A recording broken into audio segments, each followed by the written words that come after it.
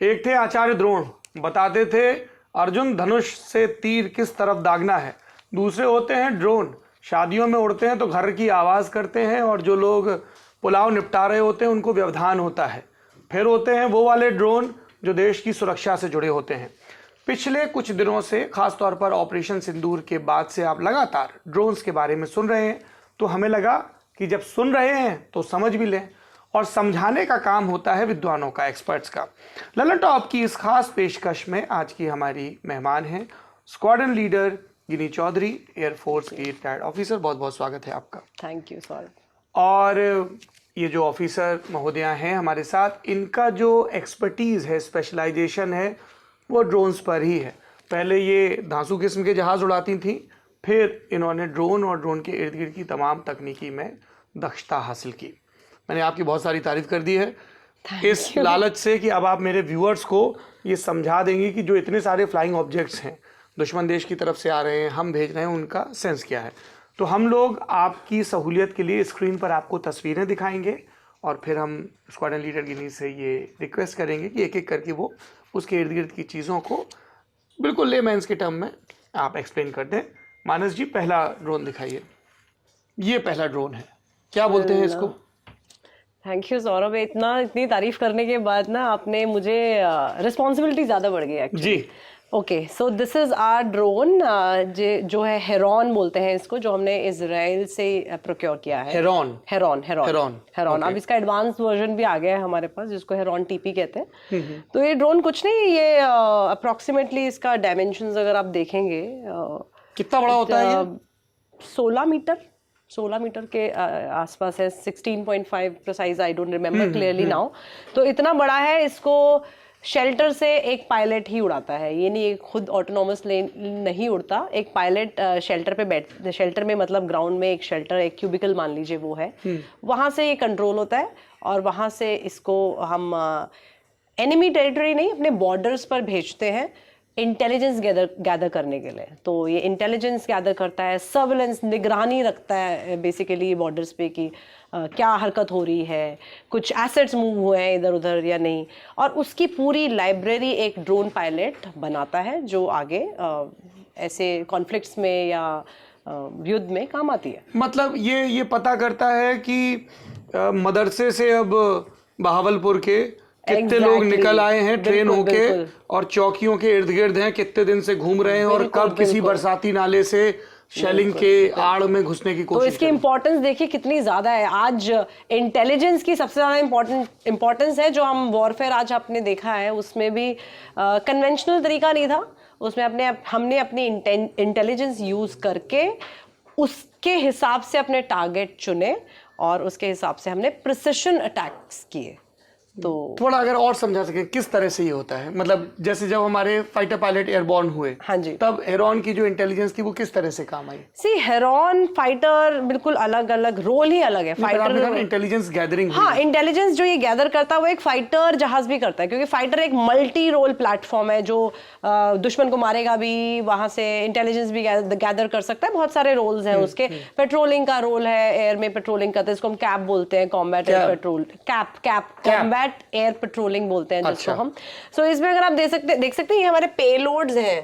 Camera हो गया, ठीक है, हाँ, ये कैमरा हो गया, ये भी पेलोड है एक, इसको बोलते हैं सार। हम इतने डीप पे नहीं जाएंगे। तो बेसिकली ये वाला पेलोड है कि ये इसकी कैपेबिलिटी बहुत ज़्यादा है, अंदर तक देख सकता है, इसकी रेंज ज़्यादा है। तो हम अपने, अगर मैं बॉर्डर पे, हम देखो बॉर्डर तो क्रॉस नहीं करते कभी, अपने ही देश में रह के फ्लाई करके दूसरे देश की निगरानी रखते हैं कि क्या हरकत हो रही है बॉर्डर पे, बॉर्डर के उस पार, अंदरूनी मुल्कों में क्या चल रहा है। एग्जैक्टली, और दैट इज वेरी इंपॉर्टेंट। वो तो चाहिए ही। हम जंग कैसे लड़ेंगे जब हमें पता ही नहीं कि उनके एसेट्स कहाँ हैं। जो आज हमने टारगेट्स बनाए, उनके HQ-9 जो मारा है, वो कैसे इन भाई साहब ने बताया था हमें कहाँ पर क्या है। तो that is nice, interesting, very important. ये बताइए, जैसे हम लोग ऐसे वीडियो गेम वगैरह में देखते हैं, ये जो छोटे वाले शादी वाले ड्रोन होते हैं, तो ऐसे रिमोट लेके उड़ाते हैं, तो ये जो शेल्टर में बैठे रहते हैं ऑपरेटर, जी देखिए, बड़े डिफरेंट तरह के ड्रोन्स हैं। अगर आप सिविल, सिंस मैं अब फौज छोड़ चुकी हूँ, ये फ्लाई कर चुकी हूँ, इसको आप बोल सकते हैं बियॉन्ड विजुअल रेंज, BVLOS जो हम बात कर रहे थे, बियॉन्ड विजुअल रेंज। मतलब कि मैं बैठी हूँ शेल्टर में, मैं इसको देख नहीं रही हूँ, बट स्टिल मैं स्क्रीन पे, क्योंकि मेरा कम्युनिकेशन है इसके साथ, कम्युनिकेशन है किसी तरीके से, लेमैन टर्म में एंटीना से कम्युनिकेशन है, और वहां पे आप देख रहे हैं कि क्या ड्रोन हमें दिखा रहा है कि उधर रियल टाइम आ रहा होता है, रियल टाइम आता है। सो जो आप शादियों की बात कर रहे हैं, दे आर क्वाडकॉप्टर्स, जो आई थिंक कुछ लोगों ने तो शायद उड़ाए भी होंगे। जी, हमारे न्यूज रूम में 2-3 लोग हैं, वो भी उड़ाते हैं। तो अभी मैंने रिटायरमेंट के बाद मैंने उसका लाइसेंस किया है रिसेंटली, हाल ही में। तो वो भी बहुत इंटरेस्टिंग चीज़ है, क्वाडकॉप्टर उड़ाना। उसके भी रेंजेस होते हैं। यू हैव आपका माइक्रो है, आपका नैनो है, 250 ग्राम तक का जो होता है, नैनो हो गया। उसके बाद आपका नहीं, माइक्रो हो गया 250 तक का। उसके बाद आपके पास स्मॉल आता है 250 से 2 किलो तक के, फिर 2 किलो से ऊपर 25 केजी तक आपके फिर मीडियम आ जाते हैं। तो वो वाले ड्रोन्स हैं जो हम अपने एग्रीकल्चर में या सर्वे मैपिंग वगैरह के लिए यूज करते हैं। Those are those drones. और अभी तक सिविल में डीजीसीए के अकॉर्डिंग BVLOS और फिक्स्ड विंग जो है ड्रोन, वो सिर्फ मिलिट्री उड़ा सकती है। सिविल में nobody is allowed, not permitted. तो क्वाडकॉप्टर्स और समथिंग जो हम सिविल में उड़ाते हैं, और उसके अभी लाइसेंस होता है। तो आपने बोला कि ये हमने इजराइल से लिया, हाँ जी। कब? I don't of hand remember, but बहुत लॉन्ग टाइम, 2011 के आसपास कह सकते हैं। तो ये हमारा मेन एक, जिसको हम कहेंगे हिंदी में टोही विमान है। दुश्मन की गतिविधियों का जायजा लेना, खुफिया जानकारी जुटाना, उसको सुरक्षित रखना, लगातार प्रोसेस करना, लैंडस्केप पे किस तरह की तब्दीलियां हो रही हैं, किस तरह की मोबिलिटी हो रही है, उसकी जानकारी रखना। आसमान में हमारी आंख है सुरक्षा की दृष्टि से। अच्छा, अगला दिखाइए। हमारी तीसरी आंख। दिस इज ऑल्सो एक्चुअली वो उन्होंने चेंज किया, वो उसका हेरॉन TP वर्जन जो आजकल आ गया है, उसकी कुछ नहीं है, फर्क इतना ही है कि उसकी रेंजेस बढ़ गई हैं, अब उसकी कैपेबिलिटीज बढ़ गई, उसके पेलोड और एडवांस हो गए हैं जो हमारे पास है। अब दिस इज सर्चर, ये भी वही काम करते हैं, बट हेरॉन का छोटा भाई समझ लो। अच्छा, हाँ, वो काम वही है। तो बस इसकी क्षमताएं थोड़ी सी घट जाती है, थोड़ी सी घट जाती है। क्या बोलते हैं इसको? सर्चर। ये अभी जो ये वाला देख रहे हैं, ये इंडियन एयरफोर्स का तो नहीं ये है, हमारे देश का नहीं हाँ, है। हाँ। तो जी, अच्छा, अगला दिखाइए। ये तो स्टार ऑफ द शो है, पता नहीं किसी ने, आपने वीडियोस देखी या नहीं देखी। इन्होंने 7th को 8th को जो हमने जो टारगेट सेट किए हैं, 7 और 8 मई की दरमियानी रात, हाँ, इन्होंने कंट्रीब्यूट किया है, उसमें बोल सकते हैं, बट मेजरली कंट्रीब्यूट किया है। ये है हेरॉप, और हेरॉप है, ये भी इजरायली है, और मैं इसी फ्रेटर्निटी को बिलोंग करती हूँ क्योंकि मैं इसमें ट्रेंड हूँ। तो बस रिटायरमेंट के बाद मुझे ना आपके चेहरे की खुशी देख के बड़ी खुशी अरे नहीं, बिकॉज जब वहाँ पे yes my body perform, yes my body and boys and girls जो इसको ऑपरेट कर रहे थे, दे परफॉर्म्ड एक्चुअली, क्योंकि इसके साथ बहुत सारी प्लानिंग जाती है। ऐसे नहीं कि उड़ा दिया और बस ठोक दिया। You have to plan its communication. जहां आप इसका शेल्टर लेके बैठे हैं, उसकी भी सेफ्टी देखनी है आपको। अगर उसी को टारगेट कर दिया दुश्मन ने, तो इसको क्या खा पड़ा हो गया, है ना? तो उसको भी आपको कैमोफ्लेज रखना पड़ता है। तो बहुत सारी चीजें इन्वॉल्व है। मतलब एक इतने को उड़ाने के लिए देयर, आई थिंक, अनमैन्ड है, पर you still require man in the loop. 4 लोग लगते हैं शेल्टर में। हाँ, एक मिशन कमांडर होता है जो अपने सीनियर्स जहाँ से डायरेक्शंस मिलती हैं उनसे इन टच रहता है, क्योंकि रियल टाइम ये, जैसे कि आपको पता है, कॉम्बैट है, इसके पास ये पेलोड है। पेलोड जैसे कि इसमें कैमरा भी है, और इसमें यू हैव आर्मामेंट, जो इसका बॉम्ब है कह सकते हैं, वो इसी में हेरॉप बम लेके जाता है। यस, ऐसे पूछ रहता है, उड़ता है, और पहले अपना target, no this is front side, ये फ्रंट है। आप देखिए ना, एग्जॉस्ट है पीछे इंजन का, हाँ, ठीक है। और ये उड़ता है, अपना टारगेट ढूंढता है कैमरे से, और टारगेट जब पायलट जो शेल्टर में बैठा है उसे पता चल गया कि भाई ये मेरा टारगेट है, तो ऊपर जाएगा और फिर सीधा वार करके फट जाता है। तो वो जो कुछ गिनी जी वीडियो आए थे जिसमें हमें कैमरा भी दिख रहा है और बम भी उसी व्यू पॉइंट से गिरता हुआ दिख रहा है और नष्ट कर रहा है, वो हेरॉप का ही काम है? नहीं, देखिए, हेरॉप तो भाई अपना बॉम्ब लेके, सुसाइड बॉम्ब लेके जा रहा है, हाँ। ठीक है, उसने अपना टारगेट देखा, टारगेट मार, पर ये हेरॉप को पिक्चर किसने किया? वहां हेरॉन आता है। अच्छा, देख रहे हैं आप? हाँ। तो वहां पे आपका हेरॉन आता है कि जो आपको ये सारे बैटल डैमेज असेसमेंट बोलते हैं उसको, जैसे कि आपको दिख रहा है कि बैटल में हुआ क्या क्या। वहां पे थोड़ी आप मीडिया वाले बैठे ऊपर हवा में, नहीं बैठे ना, तो वहां पे यही बैठे हेरॉन बैठा है वहां पे, जो आपको पिक्चर्स दे रहे हैं। हाँ, सो यस, क्योंकि हम बैठे हैं तो क्यों बैठना है आपको, जी। Thank you so much. Nation is grateful to you all. तो ये हमारा मेन अभी मेन एज एन यस इस मेजरली category में, drone की कंट्रीब्यूट category किया हाँ इसमें। और ऐसा ही हमारे इंडियन आर्मी ने भी किया। और इंडियन आर्मी भी यूज करती है इसको। इसको नहीं यूज करती, बट जैसे हम हमेशा बोलते रहते हैं आत्मनिर्भर भारत, तो इंडियन आर्मी ने एक बैंगलोर बेस्ड कंपनी से अपने स्काई स्ट्राइकर्स लिए हैं, उनको यूज किया। और वो it was on in paper actually, मैं भी न्यूज में ही पढ़ के आपको बता पा रही हूँ, जान पा रही हूँ, क्योंकि मैं तो रिटायर हो गई थी तो मुझे पता नहीं क्या चल रहा है क्या नहीं। तो मैं न्यूज पे देखा तो मुझे पता चला, अरे वाह, तो अब तो इंडिजिनियसली प्रोक्योर हो रहे हैं, और भी अच्छी बात है। Nice, interesting. अच्छा, ये तो ड्रोन्स की बात हो गई। जब हम लोग देख रहे हैं कि अच्छा जम्मू के आसमान में देखिए, वो देखिए कुछ वो छोटे ड्रोन, बड़े ड्रोन, किस तरीके से इनका फॉर्मेशन होता है, किस तरह से भेजे जाते हैं, दुश्मन ने किस तरह के भेजे? देखिए जैसे कि ना 8th को या कल जो 400 MEA की रिपोर्ट ने बताया था ना, 400 से 500 ड्रोन्स हमारी तरफ आए। सो दोज ड्रोन्स में बेसिकली उनको बोलते हैं स्वॉर्म ड्रोन्स। स्वॉर्म ड्रोन्स बोलते हैं। स्वॉर्म ड्रोन्स बोलिए एक मधुमक्खी के छत्ते या टोली की तरह आया, इतने सारे झुंड बना के आते हैं, स्वॉर्म ड्रोन्स बोलते हैं उनको। तो वो दुश्मन ने इस बार हमारे इस तरफ भेजे थे, तो जिसको हमने न्यूट्रलाइज किया, अपने AD सिस्टम से न्यूट्रलाइज किया। और उसके अलावा हमारे पास काउंटर ड्रोन मेजर्स, इसलिए counter drone measure is also very important thing आजकल के वॉरफेयर में, कि ड्रोन तो अगर हम भेज रहे हैं तो वो भी भेज सकता है, बट हमें ड्रोन तो एक है हमारे साथ, हमें उसको काउंटर कैसे करना है उसके लिए भी हमें प्रिपेयर रहना पड़ता है। तो उसके लिए भी यस, हमारा देश प्रिपेयर्ड था, हमारी आर्म्ड फोर्सेस प्रिपेयर्ड थी कि जब वो वहां से उन्होंने ड्रोन भेजे तो हमने उनको न्यूट्रलाइज किया। कैसे न्यूट्रलाइज किया? 2 तरीके हो सकते हैं। एक न्यूट्रलाइज, या तो मैं आपको हार्ड किल जो बोलते हैं, काइनेटिक नॉन काइनेटिक की बात चल रही थी MEA की रिपोर्ट में, एक हार्ड किल होता है और एक सॉफ्ट किल होता है, नॉन काइनेटिक। सॉफ्ट किल समथिंग जिसके उसके सॉफ्टवेयर पे टारगेट किया कि भाई अब वो ड्रोन जो काम करने आया था वो तो कर ही नहीं पाएगा, वो शायद वापस ना चला जाए या वही ना गिर जाए। So that is the thing. तो काउंटर ड्रोन मेजर्स भी हमने लिए। हमने अपनी उसमें मिसाइलें नहीं वेस्ट की।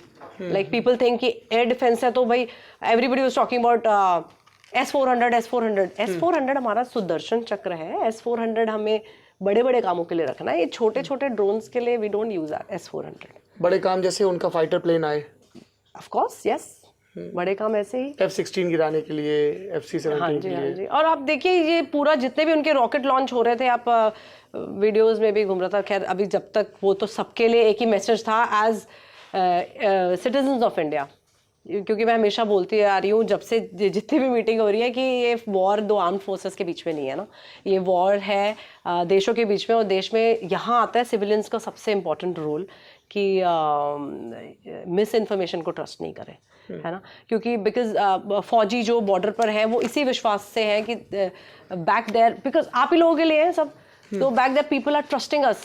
तो मैं बाहर वहाँ पे खड़ा हूँ, किसी को मुझ पर भरोसा है, तो दैट इज वाई। तो अगर इसमें प्रोपेगेंडा, क्योंकि पाकिस्तान ने तो हमेशा से यही किया है कि रॉन्ग मिस इन्फॉर्मेशन फैलाना, प्रोपेगेंडा फैलाना, क्योंकि बहुत आसान चीज़ है ये। तो वो हमेशा साइकोलॉजिकल वॉरफेयर उनके लिए बहुत आसान होता है। आप देखेंगे हिस्ट्री में भी, अगर वॉर में ना दुश्मन अपने जहाज से पैम्फलेट्स फेंकता था नीचे अपनी फौज के लिए, जिसको फौज पढ़ के डीमोरलाइज हो जाती थी, अरे हमारे तो इतने उनके तो कुछ नहीं मरे, हमारे इतने मर गए, तो आधा खेल वहीं खत्म हो जाता है। ढाका पे सरेंडर करवाने के लिए हम लोगों ने ये किया था। तो this is also part of war, मतलब ये भी एक तरीका है। तो बहुत सारी चीजें इन प्ले आती है। तो द बेस्ट पार्ट इज अभी 3-4 दिनों में जो हुआ है कि भारतीय नागरिकों ने जो एकजुटता दिखाई है, यूनिटी दिखाई है, इट इज कमेंडेबल। सब मतलब मुझे भी अपने रिश्तेदारों के फोन आते रहे हैं, खैर इन्फॉर्मेशन सब मांगना चाहते हैं, मुझे खुद नहीं पता। तो क्योंकि द बेस्ट पार्ट इज हमारी गवर्नमेंट ने किया, MEA की रिपोर्ट भाई तुम्हारे सामने आ रही है, उस पर विश्वास करो। मेजर टोन, सुबह शाम की ब्रीफिंग, बिल्कुल दिस वाज वंडरफुल।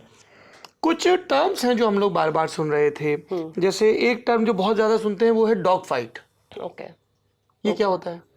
आप बताइए डॉग फाइट। अच्छा वैसे बताओ, डॉग फाइट दो डॉग्स के बीच में लड़ाई, 2 डॉग्स के बीच में बहुत भयानक किस्म की लड़ाई। हाँ। जिसमें वो एक दूसरे, तो उसमें एक डॉग आगे होता है, कभी एक डॉग पीछे होता है, जो आगे था वो कभी पीछे हो जाता है। So they chase each other, they dodge each other. Yes, that is it। तो ये जनरली पुराने कन्वेंशनल वॉरफेयर में यूज होता था, अभी भी यूज हो सकता है, वो डिपेंड करता है कितना अपना ना एस्केलेशन हुआ है।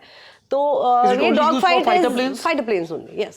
सो आपने हमेशा देखा होगा फाइटर पायलट्स ऐसे बात करते हैं, मैं आगे से आया वो पीछे से आया, और ये जो बात होती है दिस इज, फिर मैं नीचे हो गया, फिर मैंने टॉस दे दिया, फिर मैं ऊपर हो गया, फिर डायग्नोज कर लिया। अरे फाइटर मूवी में देखा आपने, तो उसमें वो डॉग फाइट दिखाते हैं ना आगे में। एक थी फाइटर मूवी नहीं आई थी एक, ऋतिक रोशन की आई थिंक, है ना? It came. नहीं, हमने टॉप गन देखी है। अच्छा, टॉप गन देखिए, तो मुझे लगा because your Janata is more Bollywood types, तो मैंने कहा लल्लन टॉप है तो यहाँ नहीं, पर हम अच्छी फिल्में देखते हैं। अच्छा ठीक है, सॉरी, बट ठीक है।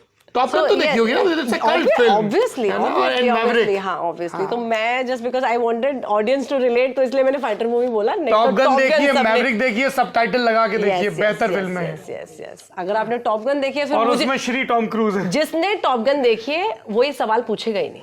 हाँ, पहली बात जनता के लिए पूछना पड़ता है मैम। ठीक है, तो फिर तो उनको इसलिए मैंने रिलेट करवा दिया जी।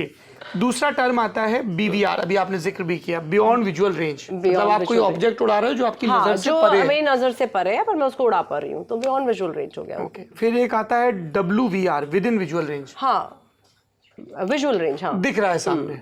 अच्छा। सॉर्टी, कोई भी उड़ान। सॉर्टी इज समथिंग फ्लाइंग, जैसे हम फौजी टर्म में बोलते हैं, मैं सॉर्टी के लिए जा रही हूँ। अरे तेरी सॉर्टी कब तक है, ऐसे समझ रहे हैं आप? तो सॉर्टी के लिए जा रही हूँ, मेरी सॉर्टी आज ये प्लान है, मेरी सॉर्टी आज इतने बजे प्लान है, मैं इतने बजे सॉर्टी से लैंड करूंगी। तो सॉर्टी इज बेसिकली दैट सॉर्टी, उस टाइम ड्यूरेशन, एक उड़ान के लिए आप सॉर्टी बोलते हैं। पर ये सिर्फ मिलिट्री सबको फौजी बना दोगे आप ऐसे क्वेश्चंस पूछ नहीं, मैं सबको जिम्मेदार नागरिक बना रहा हूँ, बेसिक पता हो। और मोटिवेट कीजिए इसको फौज ज्वाइन करने के लिए लोगों को। अगर ये सब वर्ड्स आपको रेगुलर बेसिस पे यूज करने हैं तो, है ना? यदि आप में जोश है, जुनून है, यदि आपको खेलने में मजा आता है, यदि आपको दुनिया और देश देखने में मजा आता है, भरपूर तनख्वाह के साथ साथ सम्मान चाहिए, तो भारतीय सशस्त्र सेनाएं आपका इंतजार कर रही हैं। आप इंडियन आर्मी की अलग अलग विंग्स की वेबसाइट्स पे जाके रिक्रूटमेंट प्रोसेस देख सकते हैं। अगर आपने 12वीं की पढ़ाई पास की है तो आप NDA का, नेशनल डिफेंस एकेडमी का एग्ज़ाम दे सकते हैं, और अगर आप उसमें सिलेक्ट होते हैं, पहले रिटन एग्ज़ाम होता है, उसके बाद SSB होता है, सर्विस सिलेक्शन बोर्ड। यदि आपकी प्रेफरेंस आर्मी है तो आप उसके लिए जाएंगे इलाहाबाद, भोपाल या बेंगलुरु। यदि आपकी प्रेफरेंस एयरफोर्स है तो आप जाएंगे वाराणसी, देहरादून, तीसरा मैसूर में है। तो वहाँ पे आपका, अगर एयरफोर्स के लिए जा रहे हैं तो एक अलग AVT टेस्ट होता है, पायलट एप्टीट्यूड बैटरी टेस्ट, उसको आप एक ही बार दे सकते हैं। क्वालिफाई करेंगे तो वो आपका टेस्ट आगे के भी SSBs के लिए, इन केस आप पहले SSB में क्वालिफाइड नहीं हो रहे हैं तो काम आता है। लेकिन अगर आपने एक बार वो फेल कर लिया तो आप दोबारा PAVT टेस्ट नहीं दे सकते। ये NDA है। इसके अलावा अगर आपके 12वीं में 70% से ज़्यादा फिजिक्स, केमिस्ट्री, मैथ्स में नंबर है तो आप टेक्निकल एंट्री के लिए भी अप्लाई कर सकते हैं, और उसके ज़रिए आप इंजीनियरिंग कोर के लिए जा सकते हैं भारतीय सेनाओं में, अलग अलग विंग्स में। इसके अलावा अगर आपने NCC की हुई है, C सर्टिफिकेट में कम से कम A या B ग्रेड आप लेके आए हैं, तो आप NCC की जो एंट्री स्कीम है उसके तहत भी भारतीय सेनाओं में अधिकारी बनने के लिए अप्लाई कर सकते हैं। और अगर आप 12वीं के बाद ग्रेजुएशन कर रहे हैं तो ग्रेजुएशन के बाद भी आप CDS के थ्रू अप्लाई कर सकते हैं। उसमें आप फिर IMA में जाते हैं, OTA के थ्रू भी, शॉर्ट सर्विस कमीशन में, जो कि चेन्नई के अलावा अब तो और भी कई जगह पे खुल गया है, अप्लाई करके भारतीय सेनाओं में शानदार करियर बना सकते हैं। आपकी नॉलेज से मुझे लगता है आपने अप्लाई किया था क्या?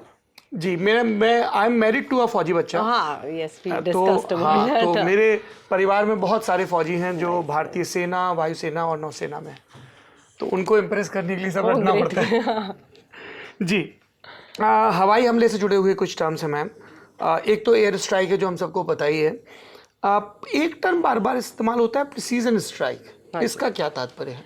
प्रिसिशन, हिंदी वर्ड उसका सटीक, यथार्थ, शुद्ध, जी, है ना? हाँ। ये सब वर्ड्स हैं। तो precision, as name suggest, precision मतलब इस पॉइंट मैं चाहती हूँ ये पॉइंट डिस्ट्रॉय हो और आसपास कुछ डिस्ट्रक्शन ना हो। बस मेरा एम, मेरा टारगेट, जो आसपास जो सिविलियंस घूम रहे हैं या नागरिक है या जो लोग हैं, वो उनको कुछ डैमेज ना हो, उनकी प्रॉपर्टी किसी चीज़ को डैमेज ना हो। मेरा टारगेट है, मेरा एक सॉफ्ट टारगेट है जो है मेरा रडार। ठीक है, तो मैं उसको टारगेट करती हूँ। और प्रिसिजन, जैसे हमने लाहौर में उनका रडार सिस्टम, यस, हमने प्रिसिजन अटैक्स किए हैं। तो दैट इज हमारा जो पहले दिन से जो बदला बोलो 22 अप्रैल का जो बदला था, जस्टिस, तो वो ये था कि हमने किसी और को नुकसान ही नहीं पहुंचाया। प्रिसिजन, वो एक घर है तो वो एक ही घर ठुकेगा उसमें और कुछ नहीं जाएगा उसमें, तो वो उसी रेंज तक रहेगा। तो दैट इज प्रिसिजन। एक वर्ड बार बार आया, SAM, surface to air missile. इसका हमने इस्तेमाल भी किया। सरफेस टू एयर मिसाइल देखिए, हम तब से बातें हो रही है air defence, air defence. Air defence क्या है? डिफेंस इज समथिंग, मैं अपने एरिया की, अपने देश की सुरक्षा के लिए खड़ी हूँ यहाँ पे। डिफेंस के लिए कोई आएगा तो मैं उसे मार गिराऊंगी। तो एयर डिफेंस, कोई एयर में आएगा तो मैं उसको मार गिराऊंगी जी, समझ रहे? तो उसको मारूंगी कैसे? मैं ऊपर उड़ के या तो मारूंगी, या मैं उसको जमीन से ही मारूंगी अपने सैम सिस्टम यूज करके। सरफेस टू एयर मिसाइल, वो एयर में आया, मैंने सरफेस से ही उसे उड़ा दिया। और आप जितना भी कुछ देख रहे हैं, सैम सिस्टम ने तो बहुत ही performed very well this time. बहुत ही अच्छे से हमारे सारे जितने दुश्मन के स्ट्राइक्स थे, almost every strike was neutralized by our SAM system. हमारे सैम सिस्टम किस सुदर्शन चक्र S-400 की बात होती रहती है। That is one of the SAM system we have. उसके अलावा हमारे पास बहुत सारे सैम आकाश हैं, दूसरे हैं, हाँ बहुत सारे हैं। तो वो सैम सिस्टम, फिर उसमें स्ट्रैटेजी, उसमें एक फौजी दिमाग या बोलते हैं अपने जो स्ट्रैटेजिस्ट बैठे हैं उनका दिमाग यूज होता है कि भाई कौन सा कहाँ लगेगा। मैं अब हर जगह सुदर्शन चक्र नहीं चलाऊंगी। जहां मुझे छोटा किसी से काम चल जाएगा, चाकू छुरी से, वहां मैं उससे जहां चप्पल से मार देंगे चींटी को, वहां डंडा क्यों उठाएंगे? वहां क्यों उठाएंगे? सो दैट वेज, तो वो स्ट्रैटेजी जो इस बार प्ले की इंडियन आर्म्ड फोर्सेस ने, वो भी बहुत कमेंडेबल थी कि किसको किससे मारना है। और तो दैट इज सैम। एक मैं पर्सनल सवाल आपसे पूछना चाहता हूँ। आपने इतनी सारी ड्रोन्स के बारे में जानकारी दी, गिनी जी जरा मेरे देश की लड़कियों को ये बताएं, खासतौर पे जो 11वीं 12वीं में पढ़ रही हैं, और उनके मम्मी पापा को भी, जो लड़कियों के लिए अरे बेटा डॉक्टर बन जाओ, अरे बेटा टीचर बन जाओ, है ना, पहले से ही तय कर लेते हैं कुछ अंकल जी चाय सुड़कते हुए कि बेटा लड़कियों के लिए यही प्रोफेशन ठीक होते हैं, कि कितना शानदार होता है वायुसेना में एक अधिकारी का करियर, वो थोड़ा सा बता दीजिए अपने तजुर्बों से। देखो, जब आपने ये बोला ना पेरेंट्स कुछ और चाहते हैं, तो मेरे पेरेंट्स के साथ भी यही था। मेरी मम्मी मुझे हमेशा बोलती थी कि मैं चाहती हूँ तो साड़ी पहन के और कहीं लोगों को पढ़ाए और प्रोफेसर बन जाए, और कितनी अच्छी नौकरी है कि सुबह जाओ और दोपहर को आ जाओ, और है ना, ऐसे ये उनका भी यही एम था। अभी रिटायर होने के बाद भी मुझे यही बोलती हैं। पर then when I became an officer and I still remember, जो मैंने वो जब वो आई डॉन दैट यूनिफॉर्म, तो आई थिंक मेरी मम्मी है जो सबसे ज़्यादा रोई हैं वो देख के, खुशी के आंसू, है ना। तो वो that feeling is, you can't express that feeling actually. उसके लिए आपको मेरी मम्मी का इंटरव्यू लेना पड़ेगा पेरेंट्स जी, ठीक है। तो आंटी जी परोठे रेडी रखो हमारे। नहीं, तो that's what I am saying कि for all the women girls in India, आप देख ही रहे हैं आज, जैसे बहुत सारे विमेन ऑफिसर्स डिफेंस एनालिस्ट और एक्सपर्ट बन के आज कवर कर रही थी। आप देखिए उनका ऑरा ही अलग है। आज न्यूज़ वाले भी बुला रहे हैं उनको, तो कुछ तो किया होगा ना, कुछ होगा। तो जो रिस्पेक्ट आपको इस फील्ड में मिलती है और जो तजुर्बा आपको इस फील्ड में मिलता है, मतलब वो और कहीं नहीं मिल सकता। मैं बता सकती हूँ कि मैंने अपने 8 महीने के बच्चे को लेके, मैं अवंतीपुरा पोस्टेड थी, तो मैं वहाँ पर भी गई हूँ। तो अब ऐसा लगता है कि बड़ी आम सी बात है। जब मैं यहाँ पर ही किसी से डिस्कस कर रही थी, तो first day when I came to this office, so somebody was discussing with me, ma'am आपकी कैसे पोस्टिंग रही, कहाँ रही, कौन है फैमिली में। तो मैं उसको बता रही थी, तो मैं नॉर्मली बता रही थी, तो उनके चेहरे पे ऐसा लग रहा था अच्छा ये भी किया, वो मुझे लग रहा था ये तो कोई बड़ी बात नहीं है, क्योंकि we are used to that life. हमें लगता है कि ये तो आम सी बात है, ठीक है, पोस्टिंग गए, वहाँ गए, बच्चा ले लिया, और वहाँ पे मतलब हस्बैंड इधर हैं, हम यहाँ हैं, और किड्स भी हमारे ना उसी हिसाब से क्या बोलते हैं, उस मोड में आ जाते हैं, दे अंडरस्टैंड। तो that way is also life बहुत ही इंटरेस्टिंग है, बहुत ही अच्छी है, ऐसा नहीं है। और यस, देश के लिए तो आज अगर आप किसी ऐसी सूरत में जो आपदा की सिचुएशन आई है राष्ट्र पे, तो अगर आप, आई एम श्योर यहाँ पर जितने भी सिविलियंस बोलो या जो भी आम नागरिक को भी अगर आज बोल देते ना कि तुम्हें वहाँ जाना पड़ेगा, तो सब तैयार हो जाते, है ना। तो बॉटम लाइन इज दिस, हम सेम सोसाइटी का हिस्सा है, बस जस्ट दैट हमें मौका मिला वहाँ परफॉर्म करने का, और कुछ नहीं। और करियर वाइज भी it's a great place. Career wise भी it is a great thing. Experience wise more, career तो खैर फौज में करियर नहीं देखते, बट काम देखते हैं बस। जी, बहुत बहुत शुक्रिया। आप सुन रहे थे स्क्वाड्रन लीडर रिटायर्ड गिनी चौधरी जी को। आपने अपनी विजडम हमारे दर्शकों के साथ साझा की, और न सिर्फ विजडम साझा की, बल्कि जो मैं हमेशा कहता हूँ कि आपके आइकन्स कौन हैं, आपके रोल मॉडल्स कौन हैं, ये बहुत महत्वपूर्ण है। आप स्पोर्ट्स पर्सन्स को, फिल्मी सितारों को, उनके पोस्टर वोस्टर लगाइए, उनको पसंद करिए, इंस्टाग्राम पे उनकी रीलें वीलें देखिए, वो सब ठीक है, लेकिन ऐसे लोगों को भी फॉलो करिए, ऐसे लोगों की ज़िंदगी पर भी ध्यान दीजिए जो आपकी ज़िंदगी को संवार सकते हैं अपने इंस्पिरेशन से, अपने एक्ट से। सो एक आपके सामने उदाहरण है, एंड आई एम श्योर जो आप सब अपने घरों में बैठे हुए हैं इस बारे में ज़रूर विचार करेंगे। ललन टॉप पर देश की फिक्र करते हुए ज्ञान को आसान भाषा में प्रस्तुत करने का ये सिलसिला लगातार चलता रहेगा। आप बने रहिए हमारे साथ। बहुत बहुत शुक्रिया। जय Hind. Thank you so much.